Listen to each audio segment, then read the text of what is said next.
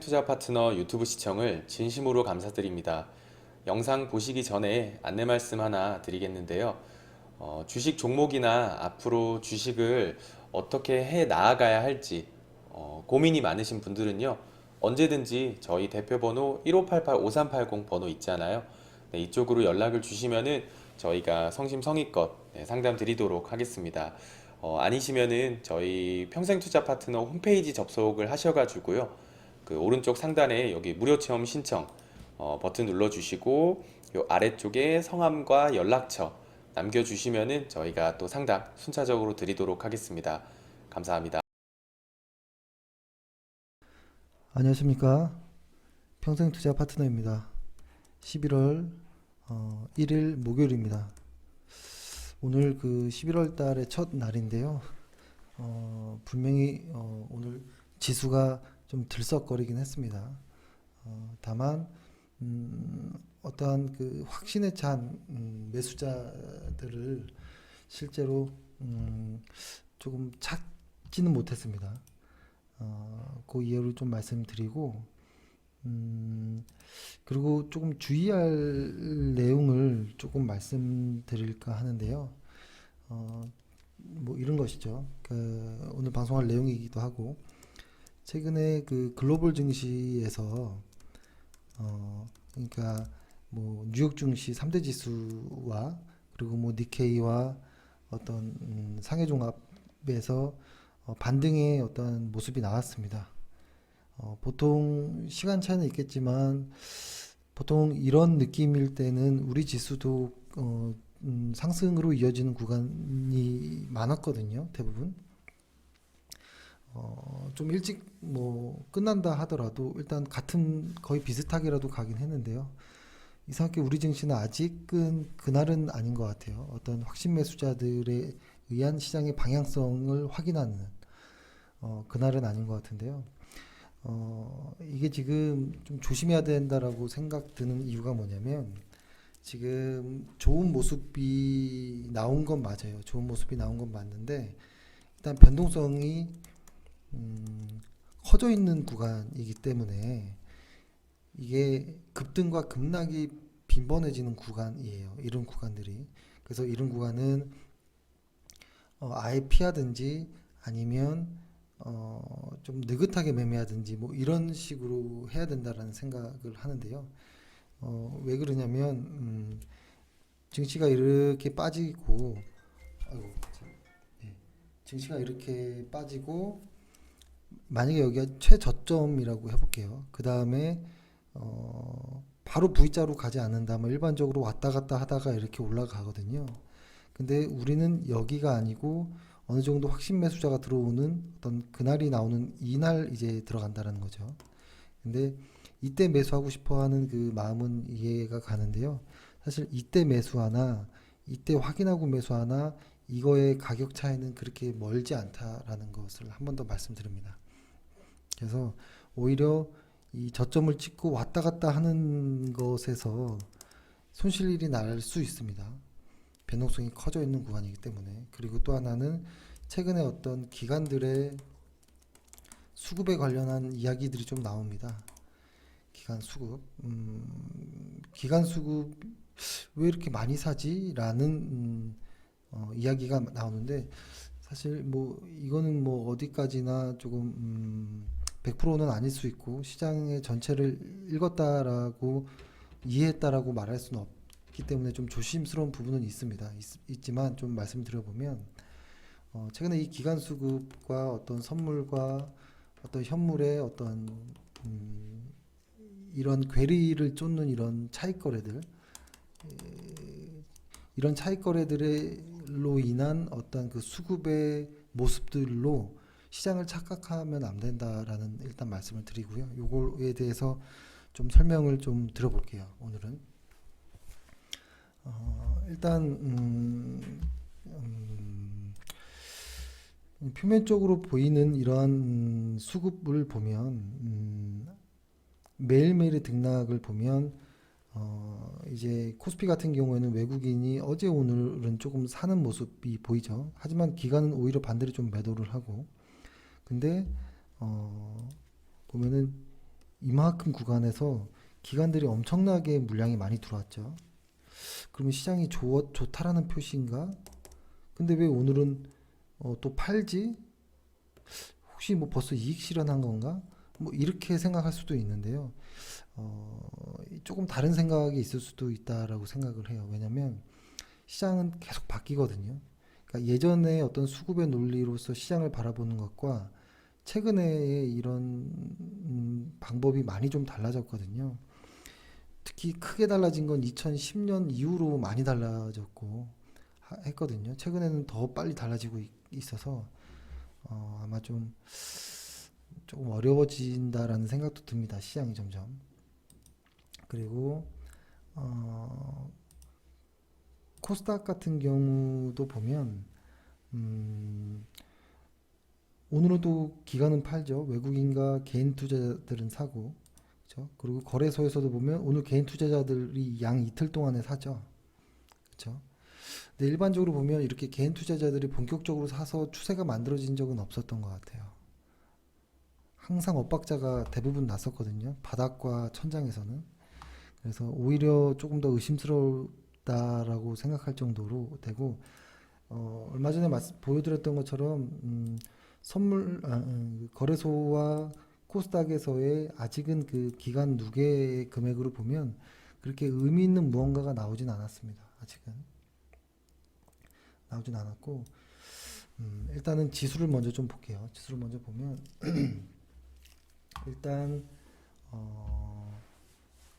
이쪽 요거 아시죠? 이게 월간 차트이고 주간 차트이고 일간 차트인데요.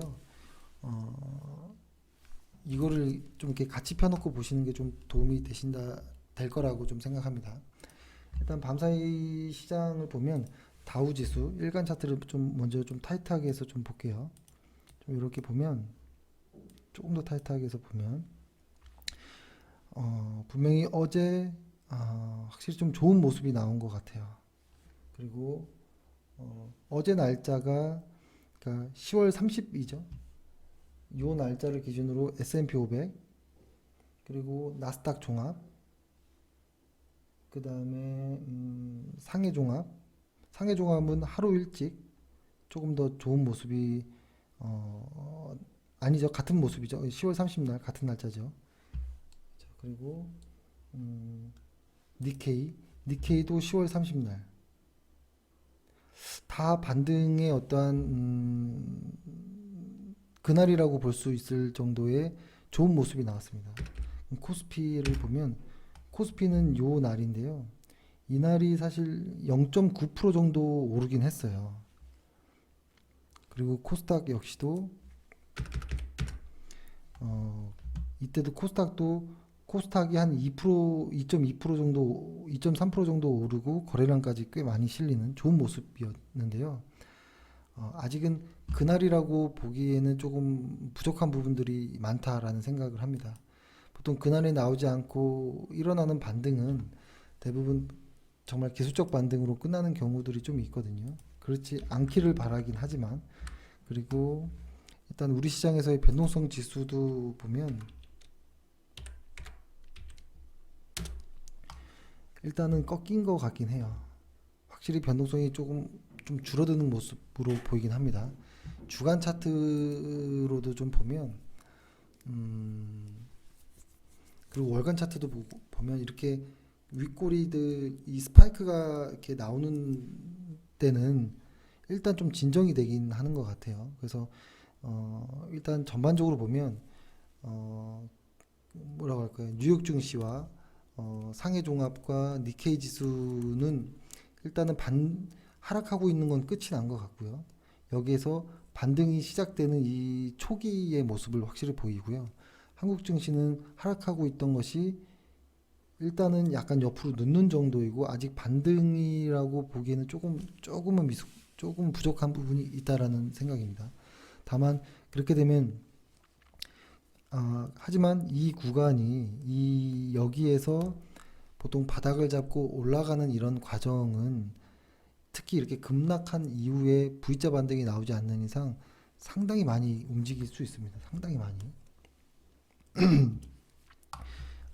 근데 그것들에 대한 어떤 이거 지금 시장이 바닥이다라는 어떤 논리가 최근에 시장에서 보면 수급으로 표현하는 경우가 좀 많이 있습니다. 수급.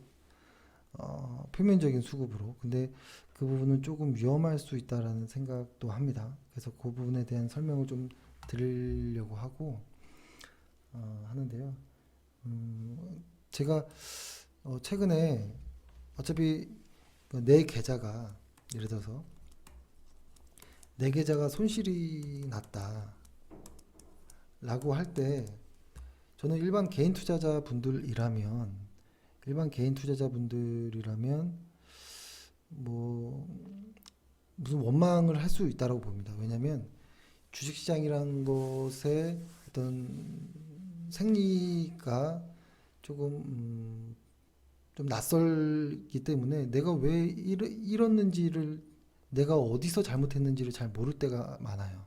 그래서 보통 결과를 보고서 아 저때 샀을 걸 저때 팔 걸 이렇게 그런 시점에 대한 고민이 들어가는데요. 그건 사실 의미가 없다라고 보고요. 근데 그럴 수 있다라고 봐요. 그거는. 근데 최근에 이제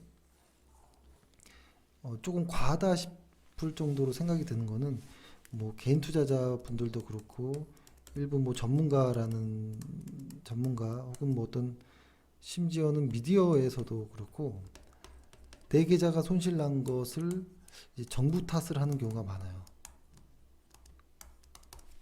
정부 탓. 과거에 우리 지수가 이렇게 오를 때 이만큼 오를 때 정부가 잘해줘서 올랐다라고 보여지나요? 그죠? 내 계좌가 손실이 난 것이 정부가 못해서 손실 난 건가요? 혹은 내 계좌가 플러스 나면 정부가 잘해서 수익이 난 건가요? 그거 아니거든요. 만약에 정권이 바뀌면 누구를 탓하려고 하는지, 그러니까 지금 정부를 옹호하려는 목적은 아니고요. 이게 뭐냐면 인정해야 된다라고 봐요. 내가 실수했으면 실수를 나한테서 찾아야 돼요. 왜냐면 내가 매수하거나 매도할 때의 그 원인과 결과를 특히 이 원인에 대해서 매수 이유에 대해서 매도 이유에 대해서 어떤 주식 노트나 무언가에 적지 않기 때문에 그런다라고 보거든요. 왜냐면 내가 매수한 이유가 분명히 있어요. 솔직하게 그것도 적어야 되거든요. 솔직함, 그리고 인정하는 것. 이게 주식에서 시작하는 첫 번째 단계거든요. 만약에 내가 매수한 이유가, 나 테레비 보고, TV 보고 어떤 전문가가 멋지게 얘기하더라. 그래서 샀어. 면 그 이유를 적어야 돼요. 누구의 추천으로. 솔직하게. 근데 누군가의 이야기를 듣고 샀으면서도 왠지 누군가 다른 사람한테 말할 때는 내가 이 종목을 산 이유를 멋지게 포장을 합니다. 그러니까 만약에 그래서 산 종목이 실패가 되면 그때는 또 내 자신한테서 찾지 않고 또 다른 사람의 핑계를 대거든요. 이러면 절대 그 잘못된 부분이 고쳐지지 않는다고 봅니다. 그러면은 앞으로 계속할 투자에 있어서 절대 발전하기 힘들지 않을까라는 생각을 해요. 그래서 지금 내 계좌가 마이너스가 난 거는 어떤 공매도 탓도 아니고요. 공매도 탓, 누구 전문가의 탓, 혹은 어떤 기사를 보고, 혹은 찌라시를 보고 이런 것에 탓을 돌리는 게 아니고요. 첫 번째로 내가 잘못했다. 내 개인이 내 스스로가 잘못했다라고 인정 먼저 해야 됩니다. 내가 왜 공매도에 착각했지? 왜 전문가의 이야기를 들었지? 믿었지? 그리고 기사를 왜 팩트를 정확히 이해 못하고 정치새끼 띈 기사에 이렇게 마음이 갔을까? 혹은 말도 안 되는 찌라시를 보고 왜 믿었지? 뭐 이런 것들 있잖아요. 갑자기 내용이 좀 딴 데로 갔는데 이게 일단 시작이라고 봐요. 이렇게 해야지 된다라고 보고. 그래서 지금 이제부터 드릴 말씀은 지금의 시장이 하락하는 것은 나한테서 찾고 그 과정을 고치려고 해야 된다. 그렇게 되지 않으면 또 누군가의 말을 믿어요. 최근에 어떤 이야기들이 많으냐면 뭐라고 할까요? 지금이 바닥이다. 뭐라고 하나요? 몰빵 투자하라 라는 걸 많이 들었어요. 보기도 하고 문자도 오고 TV에서도 보고 추천하는 것도 많고 그래요. 근데 음, 근데 이들의 논리가 수급에 대한 이야기를 좀 하고 그 다음에 너무 많이 빠졌으니까라는 이야기를 해요. 너무 많이 빠졌다. 너무한 거 아니냐? 너무한 건 없어요. 주식시장에서는 너무란 말이 없습니다. 원래 주식시장은 논리적이지 않아요. 논리적이지 않는 시장에서 수급의 논리를 들이대거나 너무 이성적이지 않다라는 이 너무라는 이런 단어를 쓰는 것 자체가 사실은 시장을 조금 더 경험해야 된다라는 생각을 합니다. 시장은 논리적이지도 않고 하기 때문에 어떤 이유가 없어요. 하락에는 내가 알아서 내 기준에 맞춰서 빠져나와야 되는 겁니다. 만약에 내 기준에 못 맞춰서 시장이 이렇게 여기서 10월부터 이렇게 빠져나올 때 이 내 기준에 맞게 매도를 못해서 하락했다면 여기에 대고 공매도 핑계 대면 안 되고 내가 내 기준을 못 지켰구나라고 내 자신을 판단해야 돼요. 그렇죠? 이건 여기까지 하고 이제 수급 이야기를 좀 하면 이런 것이죠. 최근에 일자별로 좀 보면 금융 투자자들이 그죠? 흔히 금융 투자라고 하면 증권사라고 보면 돼요. 증권사. 얘네들의 물량이 꽤 많았어요. 보면은 이 날짜를 보면 이때가 한 19일 정도부터 해서 30일까지예요. 19일부터 해서 30일까지를 좀 보면 어느 구간이냐면 19일 정도 요 정도네요. 19일부터 한 30일까지. 그쵸. 이거 체크해 보면 이걸 조금 더 타이트하게 볼게요. 19일 정도부터면 요 정도부터 해가지고 최근까지 시장이 마지막 급락을 할 때 기관 투자자 그 금융 투자 쪽이 쭉 매수가 들어왔어요. 그래서 사람들이 그러니까 보통 개인 투자자분들이 코스닥 이야기를 많이 하거든요. 그러니까 코스닥의 지수가 있는데 코스피 지수보다는 코스닥을 기준으로 하는 경우가 많아요. 근데 저는 그거는 조금 아니라고 봐요. 왜냐하면 큰 형이 시장을 이끌어가는 것이라고 생각하거든요. 근데 코스닥에 그건 어떠한 개인 투자자들의 심리가 잘 반영되어 있긴 한 것 같아요. 심리가 잘 반영되어 있지만 코스닥이 기준이 되긴 힘들다라는 생각을 하는데요. 코스닥을 기준으로 단기 매매를 하는 개인 투자자 입장에서는 기관 투자자들의 동향을 자주 집중적으로 좀 보거든요. 근데 그런 기관 투자자들이 이 구간에서 많이 매수를 한 거예요. 그러니까 그거를 추천하는 전문가든 개인 투자자든 매수의 이유가 이때부터는 기관 투자자들의 매수 물량이었거든요. 근데 그것이 최근에는 조금 시장이 달라졌다라는 이야기를 좀 드리고 싶은데요. 뭐냐면 왜 얘네들이 이렇게 많이 샀을까라고 생각을 해야 돼요. 단지 시장이 좋다라고 생각을 해서 많이 샀을까라고 생각하면 또 그건 아니에요. 그럴 수도 있겠지만, 그렇죠? 그러니까 이런 겁니다. 증권사에서 그러니까 금융투자가 이렇게 많이 산 이유가 시장이 좋아서 샀다라는 이유가 아니라는 거예요. 이 하락하는데 금융투자의 물량이 늘어난 이유가 시장이 상승할 거라고 생각해서 매수했다라는 그게 아니에요. 그래서 이때 매수 흔적이 이렇게 이 하락 시장에서의 금융투자자들의 흔적이 매수로 표현은 됐지만 이것이 시장을 상승으로 이끌어 갈 거라고 예측하고 산 물량이 아니라는 겁니다.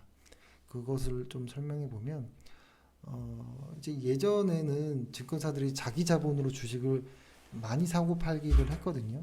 근데 요즘에는 많지는 않아요, 확실히. 그러면 이 최근에 금융 투자에서 산 물량은 뭐냐라고 하면 ETF 물량이에요. ETF 관련 물량. ETF는 뭐 다들 아실 거예요. 상장 지수 펀드라고 하죠. ETF. ETF는 상장 지수 펀드. 그렇죠? 지수를 상장시켜 놓은 펀드, 지수 형식으로 상장시켜 놓은 펀드다. 뭐 그러니까 말 그대로 보면 펀드랑 비슷하다고 볼 수 있겠죠. 인덱스 펀드랑. 예를 들어서 최근에 2차 전지 ETF가 나왔잖아요. 최근에. 예를 들어서 이렇게 한번 생각해 볼게요. 예를 들어서 2차 전지 관련한 좋은 주식을 한 20개 정도를 골랐어요. 이것을 기초 자산으로 하는 거예요. 기초 자산으로 해서 하나의 펀드를 만든 거예요. 이걸 하나에 모아 놓은 거예요. 그러니까 시가총액 비중대로 주식을 이렇게 편입시켜 놓은 거예요. 그러니까 이것을 흔히 말하는 ETF 펀드의 그러니까 기초 자산이라고 하는 거예요. 기초 자산, 바스켓이라고도 하고. 이것을 이제 요것을 가지고 증권 시장에서 이제 거래가 되는 거죠. 사고 팔고 하는 거잖아요. 이거를 뭐 발행시장, 유통시장이라고도 하지만 그냥 그 말을 빼고 얘기를 해보면 이렇게 하나의 이 20개 종목을 시가총액대로 편입한 것을 하나의 종목처럼 만들어서 이것을 사고 파는 거잖아요. 사고 팔고 이렇게 하는 것. 이것을 그냥 ETF라고 하는 거죠. 그렇죠? 근데 여기에서 생각해 볼 건 이겁니다. 예를 들어서 이 기초자산, 이 기초자산의 가격은 매일매일 변하죠. 그렇죠? 매일매일 변해요. 그러면은 그 이유는 얘네들의 그 이 20개의 종목들이 매일매일 달라지기 때문에 이 기초자산이 매일매일 변하는 거죠. 그렇죠? 그러면 당연히 이걸 기초자산으로 해서 카피한 ETF 역시도 매일매일 변하거든요. 그렇죠? 그 이 ETF의 기초 자산은 뭐 순자산 가치라고도 하는데 그런 말을 빼고 이야기를 해볼게요. 그러니까 매일매일 변하는 거예요. 일단 그러니까 이 ETF는 이 기초 자산을 똑같이 추종하려고 계속 이제 따라가거든요. 근데 시장에서는 이 물량, 이 가격과 이 가격이 탁 이렇게 빗나갈 때가 있어요. 살짝 틀릴 때가 항상. 보면 지금 최근에도 보면 우리 코스피 지수와 혹은 뭐 코스피 200과 뭐 코덱스 200 그러니까 뭐 이렇게 해야겠네요. 그 코스피 종목 안에서 똘똘한 한 200개 정도 대형주 200개 정도를 모은 게 코스피 200이잖아요. 코스피 200 지수인데 요것을 지수 선물로 만든 게 있죠. 코스피 200 지수 선물. 그래서 이 부분의 어떤 선물과 현물의 가격을 이제 그 약간의 그 빈틈을 이용해서 거래하는 것을 차익 거래라고 하죠. 아비트리지. 그죠? 이거는 다 아는 내용인데 ETF에도 그런 차익 거래가 발생한다라는 겁니다. ETF가 있고 이 기초 자산이 있으면 얘네가 오늘 한 10만큼 움직였어요. 근데 얘가 10이 안 움직이고 8 정도 움직였어요. 근데 시간이 지나면 같아지긴 합니다. 같아지긴 하는데 약간의 요때 2라는 차이가 생기는 거예요. 차이. 그러면 얘가 고평가돼 있고 얘가 저평가돼 있다라고 판단이 되면 이제 프로그램 매매가 들어가는 거죠. 기계적으로. 고평가되어 있는 자산을 매도하고 저평가되어 있는 자산을 매수하는. 그래서 이쪽에 이 방향이 위로 가든 아래로 가든 이 차익만큼 수익이 날 수 있게끔 그러니까 흔히 차익 거래의 어떤 기회가 발생하는 것이죠. 그래서 최근에 금융투자의 어떤 그 거래 내역들을 좀 보면 현물은 쭉 샀고요. 그 다음에 선물은 쭉 매도했어요. 그러니까 얘네가 그 선물은 매도하고 그 현물은 매수했다. 그러니까 현물이 저평가되어 있다라고 판단한 것이고 선물이 고평가되어 있었다라고 판단하는 것은 옛날 이야기예요. 이제부터 말이 바뀌어지면 이런 겁니다. 예전에는 그러니까 뭐 이것이 이거죠. 예를 들어서 시장이 좋을 것이라고 생각을 해서 현물과 선물의 어떤 그 뭐라고 할까요? 매수 매도를 결정하는 게 아니고요. 이제는 단지 어떤 그 뭐라고 하나요? 그 안에 그 괴리, 그렇죠? 그 괴리만을 수익을 취하기 위한 거예요. 그러니까 뭐냐면 예전에는 선물과 현물을 흔히 많이 알기로는 선물 매수, 현물 매수 있으면 보통 해지를 위해서 얘를 사고 있는 사람들이 현물만 사고 있는 사람들이 만약에 현물이 떨어질 것 같으면 선물로서 조금 해지 거래로서 사용한다라고 알고 있는데요. 그렇지 않고요. 그냥 최근에는 이러한 해지 거래는 많지 않고요. 이제는 거의 다 투기적 거래로 바뀌었어요. 투기적 거래. 그 말은 시장이 이게 선물을 매수하는 이유가 앞으로 시장이 좋을 것 같아서 매수하는 게 아니고 단순히 현물과 선물의 그 가격 차가 발생하였기 때문에 그냥 매수하는 거예요. 차익 거래로. 차익 거래란 말은 무차익 거래, 무위험 거래라고 하거든요. 그렇죠? 그러니까 이게 시장이 달라지는 거예요. 그래서 더욱더 시장에서 어떤 수급을 가지고 단순한 기관이 샀다, 뭐가 샀다라고 해서 시장을 예측하기는 이제 어려워졌습니다. 그래서 확실히 거래량과 우리가 흔히 말하는 그 그날을 조금 더 신중하게 판단해야 되는 그런 이유가 또 그런 이유기도 한 것이죠. 그렇죠? 그러니까 이게 시장이 투기적으로 변했다라고 이야기를 하고 싶어요. 근데 아니 그 주식이라는 투자 상품을 거래하는 사람이 투기와 투자의 어떤 도덕적인 기준을 갖다 대는 것 자체가 말이 안 된다고 보거든요. 이제는 그런 개념이 없어요. 이 주식시장에서 투기자냐 투자자냐 뭐 이런 말로 지금은 논쟁을 할 때는 아니라고 봐요.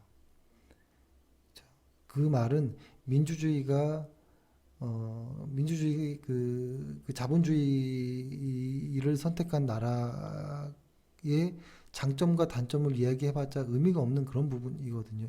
그런 거예요.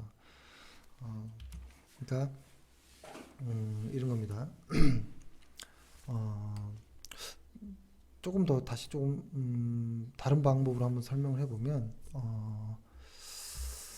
뭐라고 할까요? 그러니까 이런 것이죠.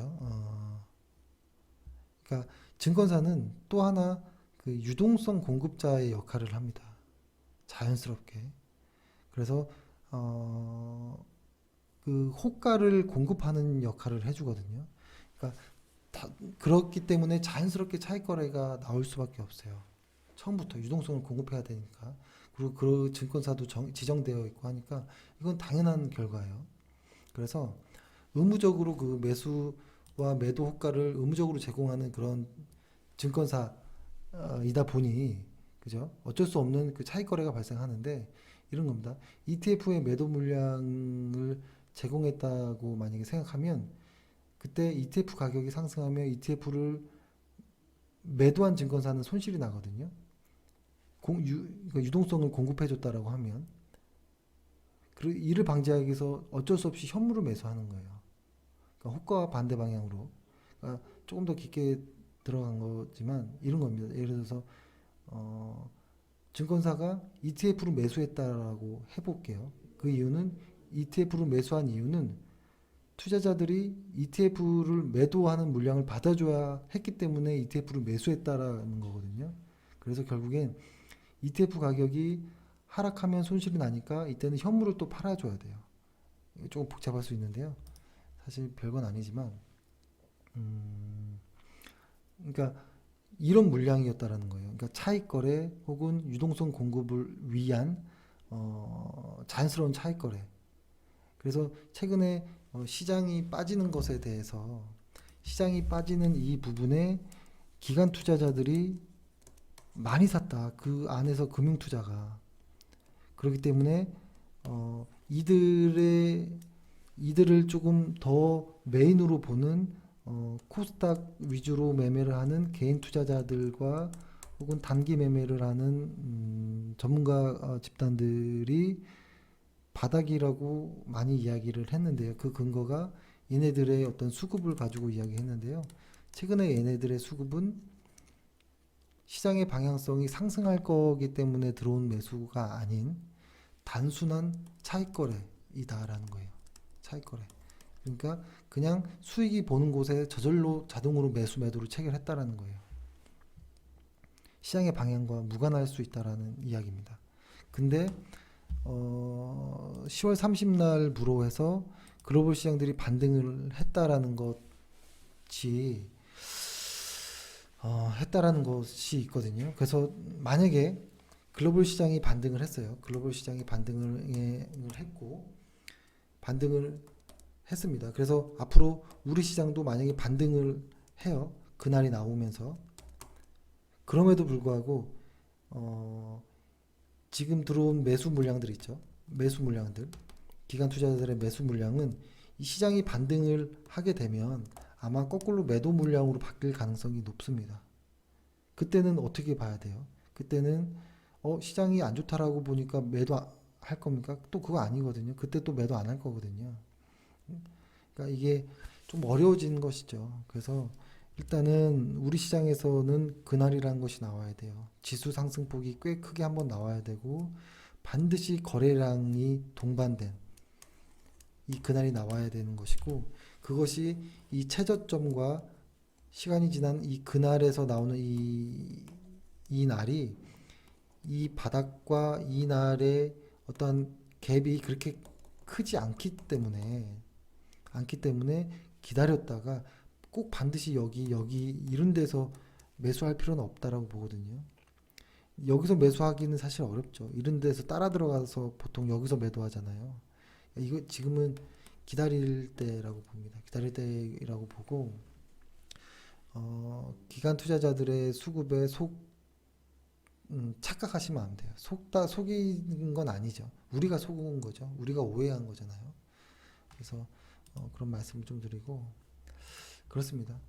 그래서 지금 시장 분위기가 엄청나게 지금 한 달 빠진 거를 다 잊어버렸고 최근에 요 이틀 오른 거에 시장 분위기가 완전히 좀 변했거든요. 흥분하면 안 된다라고 봐요. 지금은 아직 흥분할 때는 아니다. 내일이라도 그날이 나오면 오케이 하겠지만 그날이 나오기 전까지는 우리가 먼저 조심해야 된다. 그리고 딴 사람들의 이야기를 제 이야기도 마찬가지고 포함이고 굳이 믿을 필요가 없다라고 생각해요. 굳이 듣지 마시고 지수를 조금 더 분석을 하는 것이 좋다라고 생각합니다. 오늘은 종목들에 대한 어떤 이야기는 좀 생략을 하고요. 이 정도로서 시황 이야기를 마치도록 하겠습니다. 감사합니다. 평생투자 파트너 유튜브 시청을 진심으로 감사드립니다. 주식 관련한 상담을 원하시는 구독자 분들께서는 현재 화면 상단에 표시되는 무료 종목 상담 신청하기를 터치하셔서 성함과 연락처를 남겨주시면 상담 도와드리도록 하겠습니다. 감사합니다.